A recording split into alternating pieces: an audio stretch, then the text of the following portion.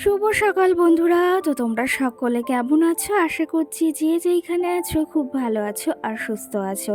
আজ নতুন আরও একটি ভিডিওয় তোমাদের সকলকে জানাই অনেক অনেক ভালোবাসা। আজকে হলো সোমবার আর এখন কিন্তু ঘড়ি কাটাতে সময় হয়েছে ওই সকাল 5টা। তো আজকের ব্লগটি আমি সকাল 5টা থেকেই শুরু করছি তোমাদেরকে সাথে নিয়ে। আশা করি আজকের ব্লগটি তোমাদের খুব খুব ভালো লাগবে। তো চলো দেখতে থাকো। আজকে কিন্তু ঘুম থেকে উঠেছি ওই 4:30টার সময়। আর কি জানো তো, 4:30টার সময় হট করে ঘুমটা ভেঙে গিয়েছে। তারপর থেকে আর ঘুমোইনি। আর তারপরে ঘুম থেকে উঠে ওই যে ঘরের ভেতর যে টুকিটাকি কাজগুলো ছিল, বাসি কাজ, সেই সমস্তটাই সেরে নিয়েছি। আর তারপরে মাথায় এলো যে রান্নাঘরটা তো বেশ কটা দিন ভালোভাবে ডিপ ক্লিনিং করা হয় না। আর আমার এই ছোট্ট টিনের মাটির রান্নাঘরটাকে অনেক দিন একটু হাতে হাতে পরিষ্কার করা হয় না ভালো সুন্দর করে। তো সেই ক্ষেত্রে ভাবলাম আজকে সকাল সকাল যেহেতু উঠেছি, তাহলে রান্নাঘরটাকে আজকে সুন্দর করে একটু গুছিয়ে নেওয়া যাক। আর ওই যে ঘুম থেকে উঠে ঘরের সমস্ত বললাম কাজবাজ সেরে নিয়েছি। এখন শুধু বাইরের কাজগুলো রয়েছে। বাইরের কাজ যেমন ওই যে উঠানটাকে আজকে সকাল সকাল আর ঝাড় দিইনি, একটু জল জল জমে রয়েছে, সেই ক্ষেত্রে ভেবেছি পরেই দেব। আর সোজা চলে এসেছি রান্নাঘরে। রান্নাঘরটা আজকে ভেবেছি একটু অন্যরকম, মানে একটু রং করব। কি জানো তো, ওপর সাইডটা ওই যে রং করা নেই, তার জন্য ভাবলাম কিছুটা ফেব্রিক রয়েছে সেটা দিয়ে একটু লাল লাল রং করে ফেলি। এই ফেব্রিকটা না অনেক দিন আনা হয়েছে, সেই ক্ষেত্রে তেমন একটা ব্যবহার করা হয় না। দেখতেই পাচ্ছ ওপর সাইডটা পুরো একদম মানে যে ইটের কালার সেরকম হয়ে রয়েছে। আর এখানে যেহেতু রান্না করা হয় একটু তেলচিটে ভাব হয়ে গেছে। তো সেই জন্য ভাবলাম একটুখানি ফেব্রিক রয়েছে, সেটা দিয়ে যেটুকু রং করা যাক সেটুকু অবশ্যই এখন করে ফেলি। না হলে ওই যে আবার ফেব্রিকটা আনতে হবে জানো তো। একটু রান্নাঘরে কাজ রয়েছে, তাছাড়া জানো তো ওই যে মানি প্লান্টগুলো রয়েছে ওগুলোতে একটু ডিজাইন করতে হবে, রং করতে হবে। তো যাই হোক, এইদিকে ওপরটা রং করে নিয়েছি। আর এখন এই যে সামনে যে গাছগুলো রয়েছে না, ফ্লাওয়ার, তো সেগুলোকে এখন একটু এই যে ঝেড়ে পুছে পরিষ্কার করে নেব। আজকে যদিও রান্নাঘরে তেমন কিছু বলতে ওই যে সব কিছু আজকে আর ধোবো না। কি জানো তো, আজকে ভেবেছি একটু মোছামুছি করে নেব। আর ওই যে ভেবেছি বাবার বাড়িতে যাব, তো সেখান থেকে এসে এগুলোকে একটু ভালোভাবে সার্ফ দিয়ে মানে পরিষ্কার করতে হবে। আবার সামনে জানো তো আমার দিদি আসবে, আমার মা আসবে। তো সেই ক্ষেত্রে তো একটু পরিষ্কার করতেই হবে। কি জানো তো, বাড়িতে একটা লোকজন আসলে না, ঘর বাড়ি যদি একটু পরিষ্কার না থাকে না, তাহলে কিন্তু নিজেরও ভালো লাগে না। আর যে আসবে সে এসে কিন্তু বলবে দেখো তো এখানে নোংরা জমে রয়েছে। আর সেটা শুনতে কি একদম ভালো লাগে বলো? তো তার জন্যই ভেবেছি বাবার বাড়ি থেকে ঘুরে এসে তারপরে সমস্ত ওই যে রান্নাঘরের কাজ আর ঘরটাকেও ভালোভাবে পরিষ্কার করতে হবে। তো দেখি কতদূর কি সম্ভব হয়। তো এইদিকে রান্নাঘরের ওই সাইডটা দেখো ফ্লাওয়ারগুলো সুন্দর করে গুছিয়ে রেখেছি। আর এখন না গ্যাসের সাইডটা এই যে নিচেটা না ওই যে যে ইয়েটা রয়েছে না, টেবিল ক্লথটা, তো সেটা না ওই যে রান্নার তাপে তাপে না কেমন একটা যেন হয়ে গেছে। তো তার জন্য ভাবলাম যে এই যে পেপার রয়েছে সেটা দিয়ে দেওয়া যাক, না হলে ওই জায়গাগুলো না একদম কুঁচকে কুঁচকে গেছে। গ্যাসের নিচেটা ওই যে পেপারটা দিয়ে নিয়েছি, না হলে কি জানো তো ওই টেবিল ক্লথটা একদমই নষ্ট হয়ে যাবে। আর এই কটা দিন রান্না করেছি তাতেই কেমন একটা কুঁচকে গেছে। আরও তো অনেক দিন রান্না করতে হবে বলো তো। তো সেই ক্ষেত্রে ভাবলাম পেপার মাঝে মাঝে চেঞ্জ করে দিলে না ওই যে পেপার মানে ইয়েটা টেবিল ক্লথটাও ভালো থাকবে আর জায়গাটাও কিন্তু সুন্দর থাকবে। আমার এই ছোট্ট রান্নাঘরটাতে কিন্তু তেমন কোনো আসবাবপত্র কিছুই নেই, কিন্তু ওই যে তাও আমি নিজের হাতের কাজ দিয়ে নিজের ওই যে মাথা খাটিয়ে যেটুকু পেরেছি সেইটুকু সুন্দর করে সাজিয়ে গুছিয়ে পরিপাটি করে রেখেছি। কি জানো তো, আমাকে এসে সকলে বলে যে এটুকু রান্নাঘর কত সুন্দর করে সাজিয়ে গুছিয়ে রেখেছে। তখন না ওই যে যে কষ্টগুলো করি না সেগুলো এক নিমেষে মুছে যায়। আর এটা শুনতে কিন্তু সকলেরই ভালো লাগে। যদিও আমার রান্নাঘরে কোনো দামি দামি চিমনি বা দামি দামি কিছুই নেই, তো সেই ক্ষেত্রে আমি যতটুকু পারি আমার সামর্থ্য অনুযায়ী আমি ততটুকু কিন্তু রান্নাঘরকে সাজিয়ে গুছিয়ে পরিপাটি করে রাখি। আর আমার এই ছোট্ট মাটির টিনের রান্নাঘরটা না অনেকেই পছন্দ করে, আর সেটা ভেবেও না ভীষণ ভালো লাগে। সত্যি কথা বলতে কি জানো তো, আমি না সাজিয়ে গুছিয়ে পরিপাটি করে রাখতে না ভীষণ পছন্দ করি। এদিকে টেবিলটাকেও সুন্দর করে মুছে নিলাম, লবণদানি আর চারদানি সব কিছু এদিকে সুন্দর করে মুছে নিয়েছি। আর ওই যে চামচগুলো যাতে রাখা হয়েছে না, সবগুলোই তোমরা হয়তো জানো যে আমি নিজের হাতে করে রং করেছি, ডিজাইন করেছি। আর ওখানে যে বাটিগুলো রয়েছে না, ওগুলো মাটির বাটি। ওগুলো না আমাকে আমার ওই যে ননদের মেয়ে দিয়েছিল, মানে ভাগ্নি। ও না আমাকে ভীষণ ভীষণ ভালোবাসে, আর আমিও না ওকে ভীষণ ভালোবাসি। ওকে না মন খুলে অনেক কথা বলি, আর সেগুলো না বেশ ভালো লাগে। এরকম একটা মনের মানুষের কিন্তু বা এরকম একটা বন্ধুর কিন্তু আমাদের জীবনে প্রয়োজন আছে। তো যাই হোক, রান্নাঘরের কিন্তু অনেকটা কাজ আমি এগিয়ে নিয়েছি। এরপরে আরও কাজ রয়েছে, সেগুলোকেও সারতে হবে। তেলের বোতলে অনেকটা তেল জমে রয়েছে, আর কালকে রাত্রে না ভাইরা মাছ ধরেছিল, মানে দুপুরবেলাতে সেই মাছ ভেজেছিল। তো সেই ক্ষেত্রে একটু রান্নাঘরটা তেলচিটে একটু বেশি হয়ে গেছে। তো ভাবলাম তাহলে সকাল সকাল এটা পরিষ্কার করে নেওয়া যাক। আর কি জানো তো, রান্নাঘরটায় কালকে রান্না করেছে এত পরিমাণে নোংরা হয়েছিল, কি বলবো। কালকে তারপর রাত্রে ভালো করে একটু মানে মুছে নিয়েছি, তারপরে সকালে এই যে ভালো করে এখন ডিপ ক্লিনিং করে নিচ্ছি। হয়তো আমার এই রান্নাঘরে মডিউলার কিচেন নেই, কিন্তু ওই যে আমার এই ছোট্ট মাটির রান্নাঘরটিকে মডিউলার কিচেনের থেকে কিন্তু আমার কাছে কম নয়। সেই ক্ষেত্রে আমার কাছে অনেকটা মূল্যবান আর অনেকটাই দামি। প্রতিটা মেয়ের কাছে বা প্রতিটা গৃহবধূর কাছেই কিন্তু তার সংসারের সমস্ত জিনিসই অনেকটা মূল্যবান। সে সুতো হোক বা জামা হোক, যেটাই হোক না কেন, সেটা কিন্তু সমস্তটাই তার কাছে অনেকটা মূল্যবান। আর তেমনিও আমার কাছে আমার যেটুকু আছে সেটুকু কিন্তু আমার কাছে অনেকটাই মূল্যবান।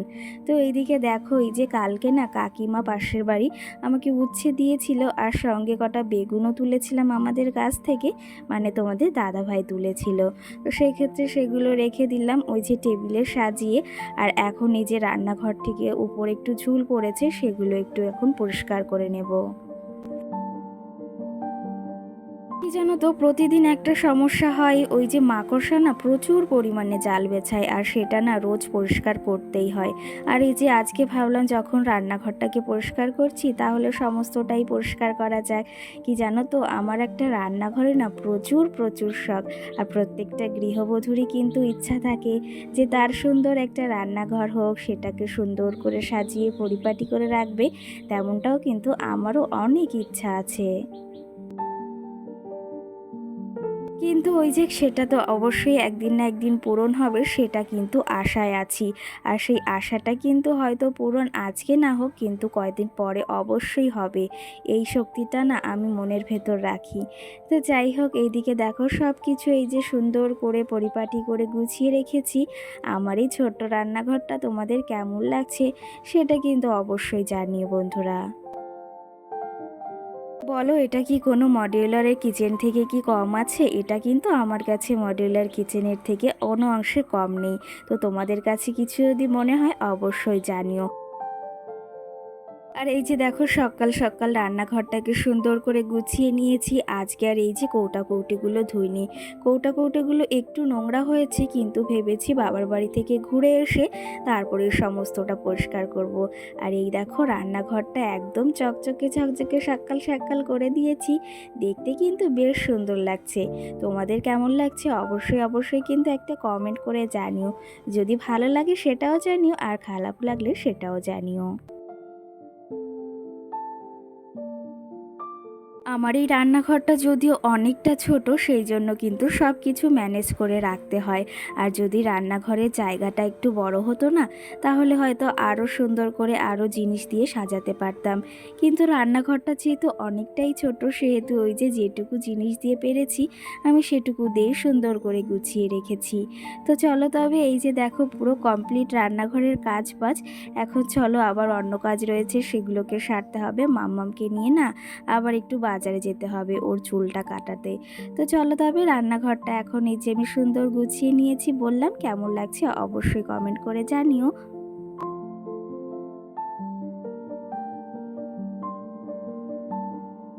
আর এই যে চলে এসেছি বাজারে, মাম্মামকে আজকে চুল কাটাতে নিয়ে এসেছি, আর সঙ্গে না আমি একটু আইব্রো করতে এসেছি। এদিকে দেখো আইব্রোটা করে নিয়েছি, কি জানো তো, অনেক কটা দিন পরে আইব্রোটা করলাম। আমি না বাড়িতে বসে একাই নিজের আইব্রোটা করি। আর এই যে দেখো আজকে এসেছি পার্লারে প্রায় 1 বছর পর। যদিও ওই যে পার্লারের কাজ টুকিটাকি জানিস, সেই ক্ষেত্রে না পার্লারে অতটা আশাও পড়ে না। আর আমার কাছ থেকে না অনেকেই একটু পার্লারের কাজ মানে ওই যে চুল কাটা বলো, এটা বলো, ভ্রু ধরা বলো, এটা কিন্তু আমি পারি। তো সেই ক্ষেত্রে না পার্লারে আমার অতটাও আসার দরকার পড়ে না। ওইদিকে আমি আইব্রোটা করে এসেছি, আর এইদিকে এখন মাম্মামের চুলটাও কাটাতে নিয়ে এসেছি। আর মাম্মাম সোনা কিন্তু দিব্যি চুপ করে বসেছিল, তারপরে ওই যে ওর পাপাও এসেছিল কাছ থেকে।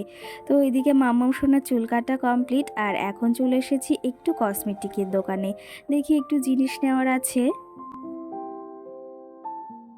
আর এই যে বাজার থেকে চলে এসেছি, কিছু জিনিস কিনেছি, একটা কাজল, একটা রিমুভার, সঙ্গে একটা লিপস্টিক মানে লিপ বাম, আর সঙ্গে একটা কানের কিনেছি মানে দুটো, আর সঙ্গে ওই যে চকলেট। তো চলো তবে এদিকে তোমাদের এসব দেখাতে দেখাতে তোমাদের আজকে কিছু কমেন্টের রিপ্লাই দেওয়া যাক। কালকের ভিডিওতে আমাকে একজন কমেন্ট করেছে শর্মিলা মিনি ব্লগ নামে। তো সেই ক্ষেত্রে আমাকে কমেন্টটা করেছে যে দিদিভাই বা বোন তোমার আগের চ্যানেলটার নাম কি। তো আগের চ্যানেলটার ওই যে নাম ছিল শুক্লা লাইফস্টাইল, তো এখন পাল্টে দিয়েছি, এখন শুক্লা শর্টস দিয়েছি। তো তুমি সার্চ করলে অবশ্যই সেখানে পেতে পারো। সঙ্গে কিন্তু এটাও কমেন্ট করেছো যে তোমার ভিডিওর ব্যাকগ্রাউন্ড ওই যে ট্রিটা খুব সুন্দর লাগে। তো কি জানো তো, ওই যে ওই সাইডে যে গাছগুলো দিই না, দেখতে সত্যি কথা বিশেষ করে খুব ভালো লাগে। আর ওটা কিন্তু মানি প্ল্যান্ট গাছ। শোনো নামে আমাকে একজন কমেন্ট করেছে, সেই কমেন্টটা হচ্ছে তাহলে বিয়ে করার সময় সবাই কেন রূপ দেখে। তো রূপ তো অবশ্যই দেখে জানো তো, ওই যে বিয়ে করার আগে সবাই কিন্তু রূপটাই দেখে, কিন্তু ওই যে বিয়ে করার পর সংসার করার পর তখন যদি তুমি সংসারের কাজগুলোই না করতে পারো না, তখন না স্বামীর কাছেও ভালো হতে পারবে না, আর শ্বশুরবাড়ির শাশুড়ির কাছে কিংবা শ্বশুরের কাছে তো ভালো হতেই পারবে না। মৌ ভট্টাচার্য নামে একজন আমাকে কমেন্ট করেছে যে তুমি একদম ঠিক কথা বলেছো গো। তো সেই ক্ষেত্রে তোমার যে আমার কথাটা ভালো লেগেছে আর ঠিক মনে হয়েছে, সেটা শুনেও কিন্তু অনেকটা ভালো লাগলো। এমডি নামে আমাকে একজন কমেন্ট করেছে কেমন আছো বোন। তো সেই ক্ষেত্রে দিদি ভাই আমি অনেক ভালো আছি, কিন্তু কি জানো তো, গলার অবস্থাটা না একদম ভালো না, প্রচুর প্রচুর পরিমাণে কাশি হচ্ছে। আর এই কাশিটা না ওই যখন আমি শুয়ে পড়ি, যখনই হোক না কেন, সে দুপুর হোক আর বা রাত হোক, এতটা পরিমাণে কাশি হয় সেটা আর কি বলবো। সেই ক্ষেত্রে এখন এমনি ভালো আছি, কিন্তু গলার অবস্থাটা না খুব খারাপ। আর আমার মামাও সোনাও কিন্তু বেশ ভালো আছে। আজকের ভিডিওতে যতটা পেরেছি তোমাদের কমেন্টের কিন্তু রিপ্লাই দেওয়ার চেষ্টা করেছি। আরও যদি তোমাদের কিছু কমেন্ট থাকে সেটাও অবশ্যই জানিও। কিন্তু আজকে রাত্রে দেখো এদিকে তোমাদের দাদাভাই চিকেন এনেছে, তো সেটাই এদিকে রান্না বসিয়ে দিয়েছি। আর এখন ঘড়ি কাটাতে ওই 8টা মতো বাজে, আর চিকেনটাও এইদিকে দেখো কালারটা কিন্তু বেশ সুন্দর হয়েছে। আর আজকের চিকেনটা না ভেবেছি একটু গামাখা গামাখা রান্না করব। এই বর্ষাকালে যদি রাত্রে এরকম চিকেন হয় আর সঙ্গে যদি গরম ভাত হয়, তাহলে আর কিছু লাগে বলো। আর সঙ্গে একটু কষানো মাংস দিকে উঠিয়ে রাখছি। কি জানো তো, কষানো মাংস দিয়ে না ভাত খেতে ভীষণ ভীষণ ভালোবাসি আমরা সকলে। তোমরা কারা কারা ভালোবাসো অবশ্যই জানিও। এদিকে মেটেটা না আমি ঝোলে দিই, কারণ কি জানো তো, কষানোর সময় দিলে না একদম মেটেটা গলে গলে যায়। তো সেই ক্ষেত্রে ঝোলে দিই, আর তাহলে কিন্তু মেটেটা দেখো আস্তই রয়েছে। আর এদিকে আমার রান্নাটাও পুরোপুরি রেডি কিন্তু। তো চলো তবে এদিকে সমস্তটা গুছিয়ে নিয়েছি, মাংসটা কিন্তু আজকে গামাখা গামাখা করেছি, স্যালাডও কেটে নিয়েছি। চলো তবে আজকের ব্লগটি এই অবধি, আবার দেখা হবে সুন্দর একটি ভিডিও। ততক্ষণে তোমরা ভালো থেকো, সুস্থ থেকো, নিজেদের খেয়াল রাখো। সকলকে টাটা।